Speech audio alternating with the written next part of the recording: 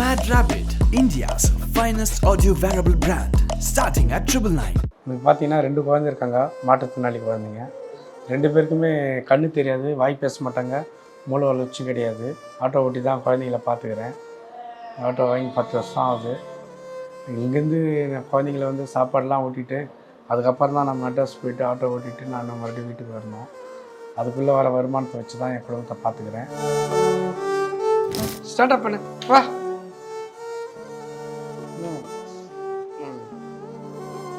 வா தங்கச்சியில் விளாட்லாம் வா. இங்கதான் இருக்கு நம்ம தங்கச்சி பாப்பா. உட்கார் கீழே உட்கார். பசிச்சா கூட கேட்க தெரியாது. நானாக டைமுக்கு பாத்ரூம் கூட டைமுக்கு பொண்ணை கூட்டின்னு வர்றது நான் தான். பையன் வந்து கரெக்டாக எழுந்து வரமாட்டான். அதனால் சில இடத்துல வீட்டிலே தான் போயிடுவான். அவனுக்கு அடிக்கடி ஃபிக்ஸ் வந்துடும். என்னால் அதனால் தூக்க முடியாது. எங்கள் வீட்டுக்காரர் அந்த டைமில் வந்து ஆட்டோ எடுத்துன்னு போயிட்டாருன்னா ரொம்ப கஷ்டமாக இருக்கும். இந்த டாக்டர் வந்து உடனே 2வது குழந்தை வேணாம், 3 வருஷம் கழிச்சு மெடிஸ்கேனில் கம்ப்ளீட்டாக செக் பண்ணி தான் பிறந்தாங்க. பொண்ணு பிறந்த 1 வயசுக்கு அப்புறம் பொண்ணுக்கு அதேமாரி ஆகிடுச்சு. அவங்களுக்கு வந்து இந்த கண்ணு லென்ஸ்லாம் நல்லா இருக்குது, அந்த ரத்த ஓட்டம் இல்லாதனால 100% பார்வை இல்லைன்னாங்க. அது நிமித்தமாக அவங்களுக்கு அந்த நரம்பு பாதிச்சதுனால வாயும் பேச முடியாது போச்சு, மூளை வளர்ச்சியில் போச்சு. எனக்கு நிறைய ஹெல்த் இஷ்யூஸ் வேறு இருக்குது. எனக்கு வந்து ஆப்ரேஷன் பண்ணியிருக்காங்க, எனக்கு கர்ப்பப்பை எடுத்திருக்காங்க. என்னால் வந்து எதுவுமே செய்ய முடியாது, குனிஞ்சு கூட வளர்க்க கூட முடியாது. நான் அப்படியே மேலே குழந்தைங்களுக்கு சாப்பாடு செய்கிறது அது மட்டும்தான் நான் செய்வேன். மீதியெல்லாம் அவர் தான் செய்வார். அவங்க எதாக இருந்தாலும் அவங்க நம்ம கை கொடுத்துடுவாங்க, நல்லா கடிச்சிருவாங்க, இடிப்பாங்க, கிள்ளுவாங்க, எல்லாம் நாங்களே பார்த்துக்குவோம், நாங்களே அதை வாங்கிப்போம். குழந்தைக்கு வந்து அதான் அந்த பிஹேவியர் வந்து அதான் ரொம்ப இருப்பான், கடிப்பான். அந்த டைமில் அவனுக்கு அந்த பிஹேவியர் மாறுதுன்ட்டு நாங்கள் ஹாஸ்பிட்டல் இட்டு போனோம். அப்போது அந்த நரம்பு சம்மந்தப்பட்ட டாக்டர் பார்க்குறப்போ அவங்கள வந்து எக்கோ எடுக்க சொன்னாங்க. எக்கோ எடுத்து எக்ஸ்ரே எடுத்தாங்க. திடீர்னு எக்கோ எடுக்க சொல்லிட்டாரு. என்னன்னு பார்த்தா ஹார்ட்டில் அவனுக்கு பெரிய ஓட்டம் இருக்குது. இது வரைக்கும் என்கிட்ட இருந்த சொத்து வண்டிலாம் விற்று என் பிள்ளைங்களை வந்து இது வரைக்கும் காப்பாற்றிட்டேன். இப்போ கூட நிறைய பேர் வந்து என்ன சொல்கிறாங்கன்னா, எங்கள் கையில் கொடுங்க, நாங்கள் பார்த்துக்குறோம், இல்லை இது இங்கே இட்டுன்னு போங்க, அங்கே இட்டுன்னு போங்கன்னு நிறைய பேர் சொல்கிறாங்க. இது வரைக்கும் நாங்கள் என் பிள்ளைங்களை வந்து நல்ல மாதிரியாக பார்த்துக்கணும். இதுக்கப்புறம் அவங்களுக்கு நல்ல சாப்பாடு கொடுத்து, நல்ல துணிமணி கொடுத்து அவங்கள காப்பாற்றிங்கன்னா எங்களுக்கு போதும். என்ன பேசுறாரு சுனில்? என்ன பேசுறீங்க? தான் விளாடுவார். வா. இந்த பிகேவியர் வந்ததுன்னா இப்படி கை பிடிச்சோம்னா கடிச்சிடும். இதுதான் எங்கள் குடும்பம், இதுதான் எங்கள் வாழ்க்கை.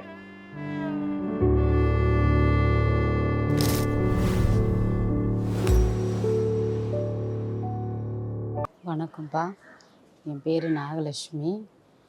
எனக்கு வந்து 2 குழந்தைங்க இருக்காங்க. ஒரு குழந்தை பேர் சுனில்ராஜ், 2வது குழந்தை பேர் அனுஸ்ரீ. 2 பேருமே மாற்றுத்திறனாளி குழந்தைங்க.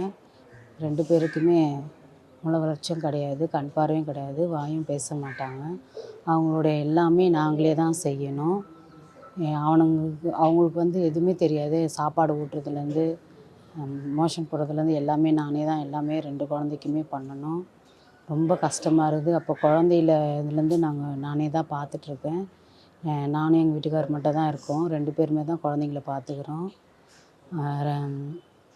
2 குழந்தைங்களுக்குமே எங்கள் 2 பேர் தவிர யாரையும் தெரியாது. எங்கள் அப்பா சமீபத்தில் எங்கள் அப்பா தான் கூட இருந்தார், அவரும் இறந்துட்டார்.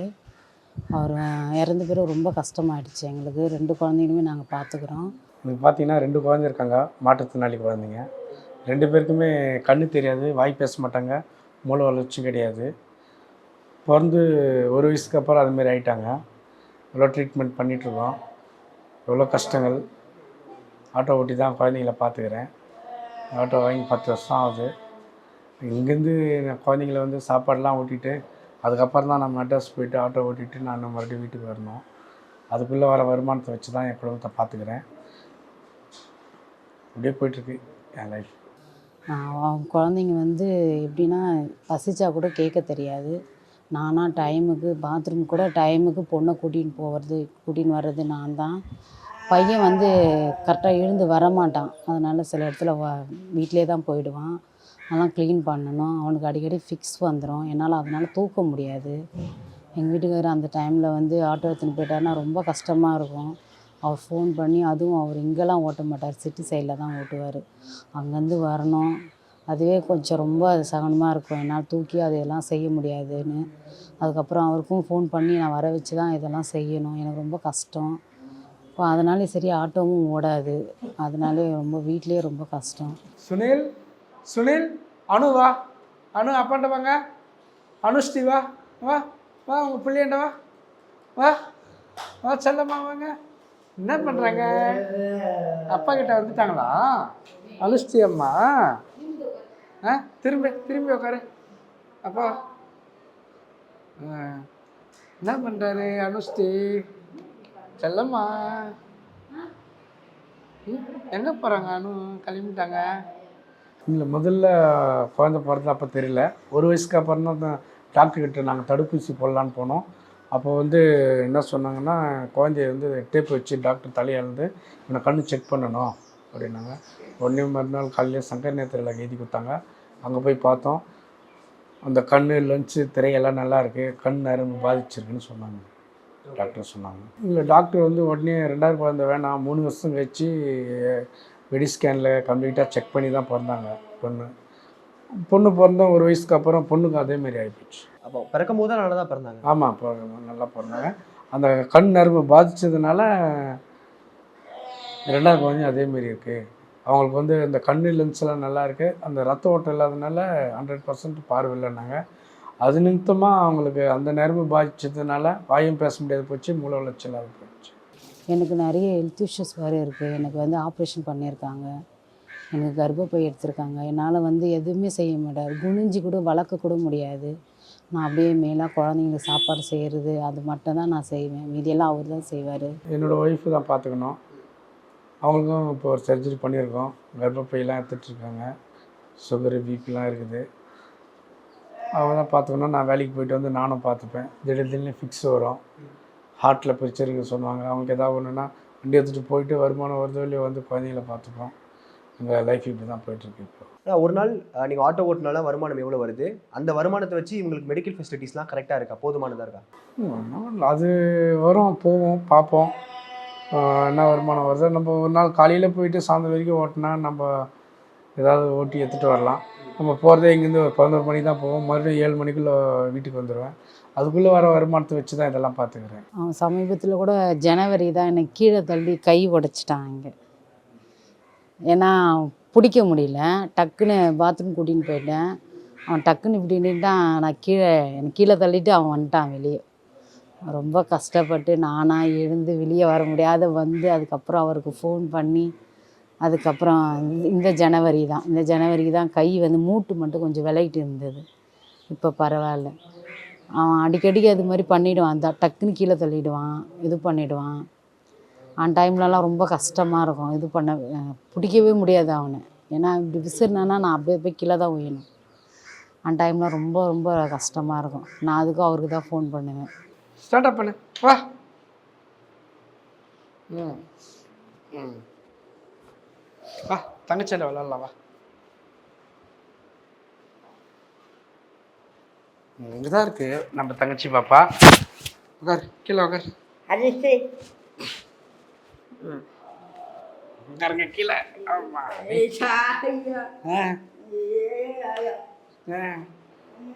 அவங்கள பார்த்துப்போன்னா நம்ம காலையில் வந்து அவங்க ஒரு 8-8:30 மணி வரைக்கும் தூங்குவாங்க. அதுக்கப்புறம் எழுப்பிடுவாங்க. எழுப்பிட்டு அவங்கள குளிப்பாட்டி ப்ரஷ் பண்ணிவிட்டு அவங்களுக்கு சாப்பாடு கொடுத்துக்கலாம். மணி 11 ஆகிடும். ஃபிக்ஸ் வராமல் இருக்கிறதுக்கு வந்து அந்த வால்பாறை 200 மாத்திரை போடுவோம். நைட்டு தூங்குறதுக்கு வந்து மெலசெட்டு 3 mg போடுவோம். அதுமாரி போட்டால் தான் அவங்கள பார்த்துக்க முடியும். சில டைம்லலாம் கொஞ்சம் ரஃப்பாக நடந்துப்பாங்க, கடிப்பாங்க, செய்வாங்க. எல்லாமே அட்ஜஸ்ட் பண்ணி அப்படியே தான் பார்த்துட்ருக்கோம் குழந்தைய. ஓகே, அவங்க சாப்பிட்றது அதுக்கப்புறம் இந்த மாதிரி ரெஸ்ட் ரூம் யூஸ் பண்ணுறதுலாம் அவங்க ஏதாவது சொல்லுவாங்களா? ஏதாவது இல்லை, அவங்க அதுமாரிலாம் சொல்ல மாட்டாங்க. நம்ம தான் எல்லாமே பார்த்துக்கணும். பையன் வந்து இருக்கிற இடத்துலையே போயிடுவான். பொண்ணாவது ஓரளவுக்கு சொல்லுவாங்க. ஒரு ஆள் எப்பவுமே கூடவே இருக்கணும். ரெஸ்ட் ரூம் விட்டு போகிறதுக்கு, பார்த்துக்கிறதுக்கு, சாப்பாடு ஊட்டுறது எல்லாமே டைமுக்கு நம்ம தான் கொடுக்கணும். சாப்பாடு ஊட்ட உட்காந்தாலே ஒருத்தருக்கு 1 hour ஆகும். பையனுக்கு உக்காந்தாலும் சரி பொண்ணுக்கு வந்து சரி சாப்பாடு வந்து காலையில் தூங்கினதுலேருந்து சாயந்தரம் நைட்டு வரையும் வேலை இருந்துக்கிட்டே இருக்கும். அப்படியே தொடர்ந்து பாய் அழைக்கிறது, டெய்லியும் பாய் அழைக்கணும். ஏன்னா அடிக்கடி யூரின் போயிருந்தனால அது இதுவாகிடும். அவனுக்கு அடிக்கடி இன்ஃபெக்ஷனும் ஆகிடும். அவனுக்கு பெட்டு மாற்றணும். பெட்டு நாங்கள் அடிக்கடி மாற்றுவோம். பாயே வந்து ஒரு மாதத்துக்கு மேலே யூஸ் பண்ண மாட்டோம், புதுசு வாங்கிட்டே இருப்போம். ஏன்னா அதுவே இன்ஃபெக்ஷன் ஆகிடும் சொல்லிட்டு எனக்கும் அந்த ப்ராப்ளம் இருக்குது, இன்ஃபெக்ஷன் ப்ராப்ளம் இருக்குது. ஏன்னா நானும் அவங்க கூடவே படுக்கிறதுனால எனக்கும் அந்த இன்ஃபெக்ஷன் ப்ராப்ளம் வந்துடும். அதனால் செலவுகள் தான் நிறைய இருக்கும் எங்களுக்கு. அந்த பெட்டு மாற்றுறதும், பாய் மாற்றுறதும், பெட் கவர் இதெல்லாம் மாற்றிக்கிட்டே இருப்போம். ஒரு மாதத்துக்கு கூட எங்களுக்கு அவ்வளோ அது வரவே வராது. மாற்றிக்கிட்டே இருப்போம் எப்போவுமே. அது குழந்தைங்களுக்கும் இன்ஃபெக்ஷன் ஆகக்கூடாது, நம்மளுக்கும் ஆகக்கூடாது அப்படின்னு சொல்லிட்டு. எனக்கும் யூரின் இன்ஃபெக்ஷன், பொண்ணுக்கும் யூரின் இன்ஃபெக்ஷன் இருக்குது. பொண்ணும் இந்த மாதிரி பெரிய பொண்ணு ஆகிடுச்சு. அவளுக்கும் அந்த பீரியட் டைமில் ரொம்ப கஷ்டமாக இருக்கும். இப்போ முதல் குழந்தை மாற்றுத்திறனால பிறந்தோட 2வது குழந்தையும் அப்படியே தானே பிறந்தாங்க. நான் அப்போ டாக்டர் ஏதாவது சொன்னாங்களா, ஏதாவது ஒரு குறைபாடு இருக்குது, இது எதனால் நடக்குது அப்படின்ற ஏதாவது டாக்டர் சொன்னாங்களா? இல்லை, அதுமாரி எதுவும் சொல்லலை. இது நல்லா இருக்குது, இது நல்லா இருக்குன்னு தான் சொன்னாங்க. மெடிஸ்கேனில் பிறந்ததும் ஒரு மறுபடியும் 2வது பொண்ணுக்கும் அதேமாரி ஆச்சு. அதுக்கப்புறம் தான் ஒரு 2 பேரையும் டெஸ்ட் பண்ணி ஒரு பிளட் மூலிமா ஏதோ கிருமி இருக்குது என் ஒய்ஃபு பிளட்டில் அப்படின்னு சொன்னாங்க. ஃபினான்ஷியலாக நீங்கள் ஒரு ஆள் தான் வந்து வீட்டுக்கு வந்து உழைச்சி ஆமாம், நான் போயிட்டு நான் சம்பாதிச்சது மட்டும்தான் மீதி. இப்போ உங்களுக்குமே ஷோல்டரில் அடிபட்டுருக்குன்னு சொன்னேன். ஆமாம். ஸோ இப்போ எப்படி நான் ஃபினான்ஷியலாக எவ்வளோ ஸ்ட்ரகிளாக இருக்குது, எவ்வளோ கஷ்டமாக இருக்குது? ரொம்ப கஷ்டமாக தான் இருக்குது. கொஞ்சம் அப்படியே கடன் வாங்கி வச்சுருந்தா அப்படியே பணம் தரேன்னு பண்ணிட்டுருக்கோம். ஆனால் இப்போ நாங்கள் உங்களை சந்திக்கும் போது கூட பார்த்தோம், அனுஸ்ரீயும் அதுக்கப்புறம் சுனில்ராஜும் வந்துட்டு ரொம்ப அக்ரெசிவாக அவங்கள கண்ட்ரோலே பண்ண முடியல. அவங்கள நீங்கள் எப்படி நான் கண்ட்ரோல் பண்ணிங்கன்னா? அந்த டைமில் பார்த்தோம்னா குழந்தைங்க அந்த டைமில் பயங்கர ஒரு இதுவாக இருப்பாங்க, கிள்ளுவாங்க, நல்லா கடிப்பாங்க, தலையை கொண்டு நல்லா இடிப்பாங்க. அப்போ பார்த்தீங்கன்னா தான் இந்த பல்லெல்லாம் சும்மா தான் இருக்குது எனக்கு. அப்போ இடிச்சிட்டாங்கன்னா நம்ம என்ன பண்ணுவோம், வெளியே போகிறதுக்குன்னு குழந்தைய பார்ப்போம், நம்ம இது பார்த்துக்குறோம், அவ்வளோதான். அவங்க எதாக இருந்தாலும் அவங்க நம்ம கை கொடுத்துடுவாங்க, நல்லா கடிச்சிருவாங்க, இடிப்பாங்க, கிள்ளுவாங்க, எல்லாம் நாங்களே பார்த்துக்குவோம், நாங்களே அதை வாங்கிப்போம். யாரும் இல்லை. சரிம்மா என்ன வா, இனிமேல் தான் கிள்ளுவா போல, கடிப்பா போல. நாங்கள் அப்படியே குழந்தையவே பார்த்துட்ருக்கோம். எத்தனை வயசு ஆனாலும் இப்படி தான் பார்த்துக்கோம். சரி, நீ அப்பா மேலே பார்த்துக்குவா. சரி அழக்கூடாது. பையன் வந்து அடிக்கடி கிள்ளிடுவான், கடிச்சிடுவான். அதனால் அந்த ரத்த காயமும் அந்த இதுவும் சுகர், எனக்கு சுகரும் பிபியும் இருக்கிறதுனால அது சீக்கிரமாக ஆறவே ஆறாது, அப்படியே சனைச்சிக்கிட்டே இருக்கும். அது மேலேயே அந்த புண்ணு ஆற ஸ்டேஜில் இருந்தால் கூட அது கிள்ளிக்கிட்டே இருப்பான். அந்த இடத்துல கிள்ளிக்கினே இருந்து அது இது பண்ணி விட்டுருவான். ஓகே, காலையில் டைமில் நீங்கள் மேனேஜ் பண்ணிக்கலாம். நைட் டைமில் எப்படி இந்த மாதிரி கத்திட்டு இருப்பாங்களா, தூங்குவாங்களா, அக்கம் பக்கத்தில் ஏதாவது பிரச்சனை வருமா? அப்படி அந்தமாரி இது வரைக்கும் இங்கே யாரும் கேட்கல. நம்ம குழந்தைங்க எப்படி இருக்காங்கன்றது எல்லாருக்கும் அக்கம் பக்கத்தில் தெரியும். ஆனால் கத்துவாங்க, நைட்டு 12 மணி வரைக்கும் விளாடுவாங்க, கத்திகிட்டே தான் இருப்பாங்க. அதுக்கப்புறம் தூங்குவாங்க. மாத்திரை போட்டே 12 மணி வரைக்கும் முடிச்சுட்டு தான் இருப்பாங்க. மாத்திரை போட்டால் தூக்கமே வருமா அவங்களுக்கு? ஆமாம், இல்லைனா தூக்கம் வராது அவங்களுக்கு. விடிய முடிச்சுட்டே இருப்பாங்க 2 நாளாக கூட. இப்போ நீங்கள் வேலைக்கு போகும்போது நீங்கள் போகிறேன்னு தெரிஞ்சு ஏதாவது அவங்க வந்து கத்துவாங்களா, அப்படி ஏதாவது தெரியுமா? இல்லை, அந்தமாரி இல்லை. அப்பா வேலைக்கு போயிட்டு வரேன், அம்மாவுக்கு சொல்கிறது கேளுப்பானும் சொல்லிட்டு போவோம். அதுமாரி இருப்பாங்க. அவங்களுக்கு ஏதாவது அவங்களுக்கு கண்ட்ரோல் பண்ணால் ஃபோன் பண்ணதும் உடனே வந்துடுவேன் நான். ஆனால் இப்போ நம்மளுக்கு உடம்பு சரியில்லைன்னா நம்ம வந்து வயிறு வலிக்குது, கால் வலிக்கு நம்ம சொல்லிவிடுவோம் அம்மா கிட்ட, அப்பா கிட்டலாம். இப்போ இவங்க எப்படி நான் வந்து கன்வே பண்ணுவாங்க உடம்பு சரியில்லைன்னா அப்படின்னு? அப்படி அந்த வந்து பொண்ணு ஓரளவுக்கு ரியாக்ஷன் அந்த இடத்த வந்து தொட்டு காட்டுவாங்க, வயிறு வலிக்குது, இல்லைன்னா தலையை தொடுவாங்க, இல்லைன்னா அழுவாங்க. அப்பா எங்கேயும் போக விட மாட்டாங்க. அப்பயே தெரிஞ்சுக்கலாம் குழந்தைக்கு எதோ ஆகுது அப்படின்னு. உடனே எங்கள் பக்கத்தில் டாக்டர்கிட்ட இட்டு போய் பார்ப்போம். அது மாதிரி ஏதாவது சமீபத்தில் நடந்திருக்கானா? அவங்க ஏதாவது பேசி இது மாதிரி உடம்பு வலிக்குது அப்படின்னு சொல்லி அவங்க சொல்லுவாங்க. அதுமாரி ஒரு முறை குழந்தை தவறி கீழே வந்துட்டான், இந்த இடுப்பு எலும்பு ஃப்ராக்சர் ஆகிடுச்சு பையனுக்கா? ஆமாம், ஊஞ்சல் ஆடுறப்போ இந்த இடத்துல கீழே விழுந்து இடுப்பு எலும்பு ஃப்ராக்சர் ஆகி அதுமாரி ஏந்துக்க முடியாது. ஏந்து நாங்கள் நார்மலாக எழுப்பினிருந்தோம். ஆனால் எழுந்துக்க முடியல. குழந்தையில பயங்கரமாக கத்தலாம் ஏந்து நிற்கிறப்போ. அப்போது அங்கங்கே தொட்டு பார்க்குறப்போ, எங்கே தொட்டு அங்கே வலி இருக்கிறப்போ அந்த ரியாக்ஷன் வரப்போ டாக்டர்கிட்ட போனோம். நான் இப்போ ஹாஸ்பிட்டல் போனோம்னா யாருமே கூட்டிகிட்டு வந்தெல்லாம் விட்டு போக மாட்டேன். ஏன்னா இவன் பார்த்துக்க, இவன் வந்து அழுவா யாராவது வந்துட்டாங்கன்னா, புது ஆளு வந்தாலே. அதனால் என்ன பண்ணுவேன், இவனாண்டே சொல்லிவிட்டு, இல்லை இந்த மாதிரி அம்மாவுக்கு ஊசி போட்டுட்டு வரணும், நீ வந்து பாப்பாவை பார்த்துக்கோ. யாருன்னா வந்து குரல் கொடுத்தாங்கன்னா இவன் எழுந்து வெளியே வந்துடுவாங்க 2 பேருமே. நாங்கள் கேட் மட்டும் பூட்டிடுவோம். எப்போயுமே 2 கேட்டு பூட்டியே இருக்கும். ஏன்னா பசங்க வெளியே போயிடக்கூடாதுன்னு சொல்லிட்டு போயிட்டுனா நான் வர வரையும் அங்கேயே உட்காந்துட்டு இருப்பான். இவன் வெளியே வந்துடக்கூடாது அப்படின்னு சொல்லிட்டு நாங்கள் வர வரையும் அது ரொம்ப நேரம் ஆனால் கூட சரி அங்கேயே உட்காந்துட்டு இருப்போம். அவங்க பாப்பா வந்து யாரையும் வந்து இது பண்ணக்கூடாது. இப்போ நான் இல்லாத டைமில் யாராவது வந்து பிடிச்சாலும், இப்போ எங்கள் சொந்தக்காரங்க யாராவது வந்தாலுமே அவங்க பாப்பாவை வந்து தொடக்கூடாது. புது ஆள் வந்து யார் தொட்டாலும் போக மாட்டாங்க. கரெக்டாக அங்கே அண்ணன் பின்னாடி தான் போய் நிற்பா. இப்போ நாங்களே இருந்தாலும் இப்போ எங்ககிட்ட பேசுவாங்க, டக்குன்னு குழந்தைகிட்ட போகும்போது என்ன பண்ணால் கரெக்டாக கடன்னு போய் அங்கே அண்ணன் பின்னாடி தான் நிற்பேன். யாரையுமே தொட விட மாட்டாங்க. 2 பேருமே அந்த ஒரு அந்த அண்ணன் தங்கச்சி பாசம் இருக்கும். ஓகே, இவங்களுக்கு ஒரு ஸ்கூல் இருக்குல்ல, ஆட்டிசம் கிட்ஸ்னு சொல்லி ஒரு ஸ்கூல்லாம் வச்சுருக்காங்க, நடத்தியிருக்காங்க. அவங்கள அங்கே போய் சேர்த்து விடலாம்ல, அது மாதிரி ஏதாவது வாய்ப்பு? போயிருக்கோம், நேஷ்னல் இன்ஸ்டியூட்டு போயிருக்கோம். அப்புறம் நுங்கம்பாக்கம் அந்த blind school, Narayana school, lady Andal இங்கெல்லாம் போயிட்டுருக்கோம். அவங்களுக்கு வந்து பார்த்திங்கன்னா நாங்கள் போகிற இடத்துல ஏதாவது ஒன்று மூளை வளர்ச்சி இல்லாமல் இருக்குது, பேச்சு இல்லாமல் இருக்குது, இல்லை கண் பார்வை இல்லாமல் இருக்கிறாங்க. ஆனால் இந்த 3 சேர்ந்த மாதிரி எங்கள் பிள்ளைங்கனால அவங்கள எங்கேயுமே அதுக்கேற்ற ஒரு டீச்சர்ஸ் கைட் பண்ண முடியலன்னு தான் சொன்னாங்க. ஆனால் இப்போ நீங்கள் சொன்னீங்க பசங்களுக்கு வந்துட்டு மூளை குறைபாடு, பேச முடியாது, கண்ணு தெரியாது அப்படின்னு. இதை தாண்டி வேறு ஏதாவது பிரச்சனைகள் இருக்கா பசங்களுக்கு? இருக்கா. பையனுக்கு வந்து பெரிய ஹார்ட்டில் ஒரு நாள் வந்து வேல்ஸ் இங்கே இருக்குது ஹாஸ்பிட்டலு, அங்கே போனோம். குழந்தைக்கு வந்து அந்த பிஹேவியர் வந்து ரொம்ப இருப்பான், கடிப்பான். அந்த டைமில் அவனுக்கு அந்த பிஹேவியர் மாறுதுன்ட்டு நாங்கள் ஹாஸ்பிட்டல் இட்டு போனோம். அப்போது அந்த நரம்பு சம்மந்தப்பட்ட டாக்டர் பார்க்குறப்போ அவங்கள வந்து எக்கோ எடுக்க சொன்னாங்க. எக்கோ எடுத்து எக்ஸ்ரே எடுத்தாங்க. திடீர்னு எக்கோ எடுக்க சொல்லிட்டாரு. என்னன்னு பார்த்தா ஹார்ட்டில் அவனுக்கு பெரிய ஓட்டை இருக்குது, அதனால தான் அந்த பிஹேவியர் இப்படி இருக்குது அப்படின்னு சொன்னாங்க. அவங்க என்ன பண்ணிட்டாங்க, உடனே இங்கே முடியாது, இது நீங்கள் மீயாட்டு போங்க அப்படின்னு சொன்னாங்க. மீயாட்டில் போய் பார்த்தோம். அங்கே ஒரு லேடி டாக்டர் கம்ப்ளீட்டாக செக் பண்ணாங்க குழந்தைய. செக் பண்ணிவிட்டு இவங்களுக்கு ஓப்பனேட் பண்ண முடியாது, பட்டனும் வைக்க முடியாது அப்படின்ட்டாங்க. அதுக்கப்புறம் எம்ஜிஎம் டாக்டர் போனோம், ராஜேஷ் சார் பார்த்தோம். அப்போது என்ன சொன்னார்னா, அந்த எக்கோ எடுக்கிறப்பே சர்ஜரி பண்ணலான்னு சொல்லிட்டாரு.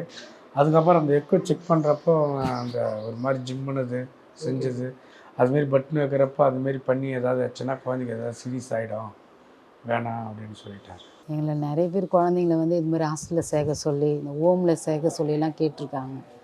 எங்களுக்கு தெரிஞ்சவங்க கூட நீங்கள் இவ்வளோ கஷ்டப்படுறீங்களே, ஆப்ரேஷன் பண்ணின்னு அந்த டைம்லேயே நான் இல்லை, நான் பார்த்துக்கிறேன், இந்த 3 மாதமாவது நீங்கள் ஹோமில் விடுங்கன்னு வந்து கூட கேட்டாங்க. இல்லை வேண்டாம், அவங்க எங்கள் 2 பேரையும் விட்டு அவங்க போகவே மாட்டாங்க. நாங்கள் யார் ஒருத்தர் இல்லைனாலே எங்களை கேட்பாங்க. இப்போ நான் எங்கேயாவது வெளியே வந்துட்டாலும் என் பையன் வந்து அம்மா அம்மா அம்மா அப்படின்னு கேட்பான். அதேமாதிரி அவருக்கு வெளியே போயிட்டாலும் பசங்க கேட்பாங்க, இல்லை நாங்களே பார்த்துக்குறோம், எங்கள் பசங்களை நாங்களே பார்த்துக்குறோம், எங்கெல்லாம் நாங்கள் விட மாட்டோம்னு தான் சொல்லிவிட்டோம். நான் இது வரைக்கும் குழந்தைங்களுக்கு நீங்கள் எவ்வளோ செலவு பண்ணியிருப்பீங்க, அதை பற்றி சொல்ல முடியுமா?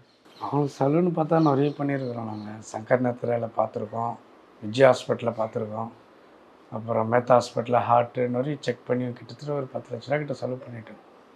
இந்த ஒரு இதுவும் இல்லை என்கிட்ட. வண்டி வச்சுருந்ததெல்லாம் விற்று குழந்தைங்களுக்காகவே நாங்கள் பண்ணிட்டோம். அப்போ என்ன வண்டி, ஆட்டோ வச்சுருந்தீங்களா வேறு வண்டி? இல்லை, லாரி வச்சுருந்தேன், 2 ஈச்சர் வச்சுருந்தோம், வாட்டர் சப்ளை பண்ணிட்டு இருந்தோம். அந்த வண்டியெல்லாம் விற்று தான் ட்ரீட்மெண்ட்லாம் பார்த்தோம். கொஞ்சம் இது வரைக்கும் என்கிட்ட இருந்த சொத்து வண்டியெல்லாம் விற்று என் பிள்ளைங்களை வந்து இது வரைக்கும் காப்பாற்றிட்டேன். இப்போ கூட நிறைய பேர் வந்து என்ன சொல்கிறாங்கன்னா, எங்கள் கையில் கொடுங்க, நாங்கள் பார்த்துக்குறோம், இல்லை இது இங்கே இட்டுன்னு போங்க, அங்கே இட்டுன்னு போங்கன்னு நிறைய பேர் சொல்கிறாங்க. இது வரைக்கும் நாங்கள் என் பிள்ளைங்களை வந்து நல்ல மாதிரியாக பார்த்துக்கணும். இதுக்கப்புறம் அவங்களுக்கு நல்ல சாப்பாடு கொடுத்து, நல்ல துணிமணி கொடுத்து அவங்கள காப்பாற்றிக்கினா எங்களுக்கு போதும். அது எனக்கு வந்து ஒரு ஆட்டோவோ இல்லை வேறு தொழில் வச்சு கொடுத்தா அதுமாரி செஞ்சு உதவி செஞ்சால் ரொம்ப நல்லாயிருக்கும். அது செஞ்சால் எங்களுக்கு கொஞ்சம் மகிழ்ச்சியாக இருக்கும். இதுதான் எங்கள் வீடு. என் பிள்ளைங்களுக்கு எது ஒரு என்டர்டெயின்மெண்ட்னா, மேலே ஸ்பீக்கர் பாட்டு இருக்கும், டிவி போகும், அதை கேட்டுட்டு அப்படியே இந்த பொருளுங்களாம் எடுத்து வச்சுன்னு அப்படியே விளையாடிட்டே இருப்பாங்க. இதுதான் அவங்களுக்கு ஒரு மகிழ்ச்சி. டிவிலாம் மேலே இருக்குது ஏன்னு பார்த்தீங்கன்னா, இந்த அம்மா இருக்காங்கள்ல, இந்த அம்மா தூக்கி போட்டு உடச்சிருவாங்க. இங்கே சைடில் வச்சா எந்த பொருளாக இருந்தாலும் அசால்ட்டாக தூக்கி போட்டு உடச்சிருவாங்க. அதனால் அந்த இதெல்லாம் வந்து மேலே வச்சுருக்கோம். அவங்க வந்து எதுவுமே பேசலைன்னா கூட நான் வந்து குழந்தைங்கிட்ட பேசிகிட்டே இருப்போம். என் கணவரும் பேசுவார், நானும் பேசுவேன். இது அவங்களுக்கு பொழுதுபோக்குன்னா நாங்கள் வெளியில் கூட்டிகிட்டு போவோம். எப்பயாவது வாரத்துக்கு ஒரு வாட்டி நாங்கள் பைபாஸில் போய் குழந்தைங்கள சுற்றி பார்த்துட்டு அப்படியே ஒரு ரவுண்ட்ஸ் மாதிரி ஆட்டோ வச்சுக்கிறதுனால சுற்றி காட்டிட்டு இட்டுட்டு வருவோம். இட்டுன்னு வந்துட்டு அதுக்கப்புறம் வீட்டில் விளையாட வருவோம். நான் வந்து அதிகமாக விஜய் அண்ணா ரசிகர் வேறு. பாட்டெலாம் நிறைய நான் மாதமாக இருக்கும்போதெல்லாம் ஃபுல்லாக அவர் பாட்டே தான் கேட்பேன். ஃபுல்லாக பாட்டு கேட்கும்போது என்னோடய பையனும் அதே மாதிரி இப்போது 2 பசங்களும் பாட்டு போட்டவுடனே எழுந்து டான்ஸ் எல்லாம் ஆடுவாங்க. நாங்கள் ஃபுல்லாக இப்போ இன்னும் கூட அந்த பாட்டு தான் ஃபுல்லாகவே அவங்களுக்கு பொழுதுபோக்கு. காலையிலேருந்து நைட் வரையும் எங்கள் வீட்டில் பாட்டு போயிட்டே இருக்கும். எல்லோரும் எப்போ பார்த்தாலும்னா இது பாட்டு எப்பயுமே போயிட்டே இருக்குது உங்கள் வீட்டில். எங்கள் பசங்களுக்கு விஜய் என்ன பண்ணால் ரொம்ப பிடிக்கும்னு நினைக்கிறேன். ஏன்னா எனக்கு ரொம்ப பிடிக்கும். பசங்களும் அந்த வேறு பாட்டும் வச்சுருக்கோம். ஆனால் அந்த பாட்டு பாடும்போது கம்முன்னு தான் உட்காந்துட்டு இருப்பாங்க. விஜய் அண்ணா பாட்டு ஏதாவது வந்துட்டால் போதும் எழுந்து நின்று 2 பேருமே டான்ஸ் ஆடுவாங்க. அந்த ஒரு வயசில் எப்படி பார்த்தோமோ அதே மாதிரி தான் இன்றைக்கி வரையும் பார்த்துட்ருக்கோம்.